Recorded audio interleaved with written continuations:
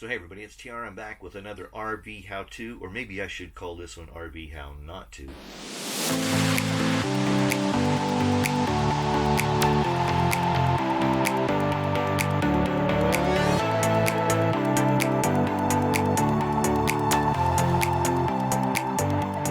You know, rolling down the road, things happen. You just have to kind of roll with the punches. And so over time, I've had some RV projects that didn't turn out so good. Had a few mishaps with forgetfulness or just not paying attention to the details. And so I thought I'd take a minute and kind of share some of those today. I've been recording these, over the last couple of years.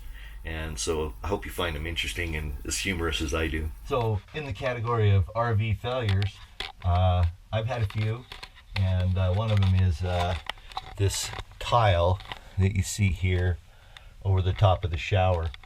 I had to pull all of this top of this shower out away from the wall, and then I put construction adhesive behind all this because the shower had separated from the wall.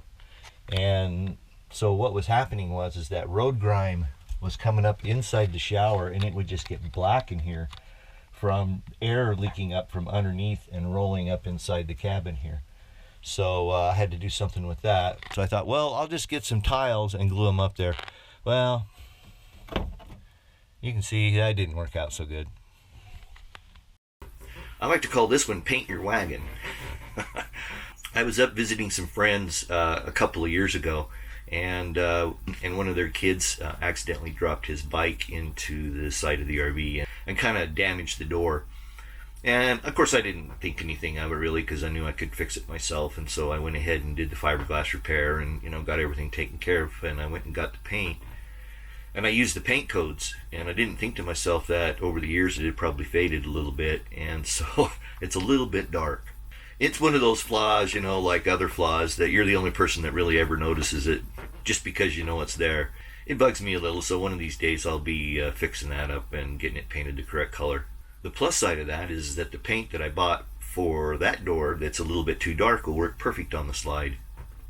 I call this little event a slide of toast. So I was headed out of Nevada into Idaho this past spring, and it's kind of a little bit of a climb coming up out of Jackpot, Nevada. And this guy with a big old fifth wheel pulled out to pass me he had a short run. And so I ended up having to do a bit of a panic stop to let him in because there was oncoming traffic. Well, I heard this big crash and knew something bad had happened, but I couldn't get stopped. There was no place to get, pulled off the road to see what the heck had happened until I'd gone like 15 miles down the road. And so you can see here what happened is the toaster had slid off the shelf here and crashed into the slide. Of course, the slide was closed. But when it did, the handle busted off, and you can see that this screw here just scratched the hell out of the slide itself. So I like to call this one Bose Chickaboom. So what I did was when I'd sold my house, I'd moved my Bose surround sound system. Let me see if I can get turned around here so you can see it. Okay, can you see that? Yeah, okay, so I'd moved my Bose surround sound system into the RV here. So, I have all the speakers here. That's the subwoofer hiding in here. But what I'd done is I had moved that out here to the RV. So I knew I'd be in trouble if this speaker ever came loose and vibrated down and I didn't catch it. Well, that happened. But it happened after about 5 years. I had Loctited these threads up here when I put this speaker up to make sure that it would stay in place. But I guess over the years, it had probably just vibrated enough that it had come loose a little bit, and I was putting the slide out one day. And man, I drilled it good. You can look right here and you can see it got the wall, and then it also got the, ceiling up there where the speaker hit. And the speaker, well, I still have it. And things didn't turn out so well for the speaker either. This sink setup just doesn't work for me. This centerpiece right here, which is really nice because they give you these cutouts that you can put in here. Okay, so this will give you a nice big work surface, but this sink here obviously is smaller than this sink, and the issue there is that this sink is really kind of worthless. When you're trying to rinse dishes off, which would be the normal way to do dishes, you can see here, I have my sink here and then I rinse here. But what ends up happening is that you get all this water in here that, you know, I'm always concerned that it's going to short something out. But there's a ton of it, so I always end up having to, you know, soak up all this water. And if you don't, junk will grow right there. I like to call this episode Captain Crunch. I was pulling into Craters of the Moon National Monument over in Idaho 2 summers ago. Been there several times in this thing and never had any trouble before. But I lost my concentration for just 1 second, and it was enough, and I hit this rock. And it kind of tore up my door on my water bay and scratched the fender here a little bit. I've been intending to fix it, I just haven't got around to it. I guess I'm kind of the only one that ever notices it. Nobody ever really pays that much attention to it. But it bugs me, so it's on that list of things that need to get fixed eventually. One thing you can always be assured, it'll still be there tomorrow.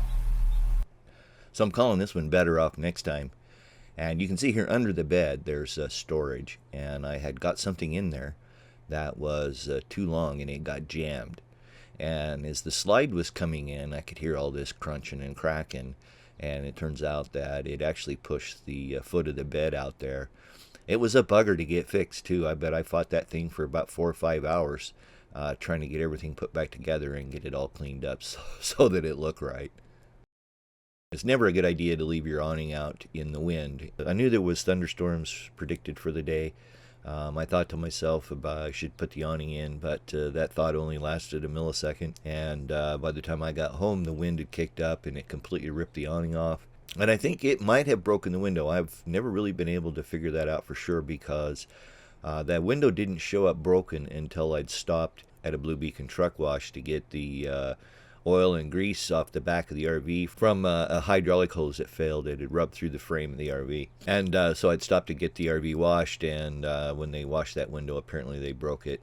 I'm not sure if they hit it and broke it, or if it was cracked by the awning running into it, but either way it ended up busted.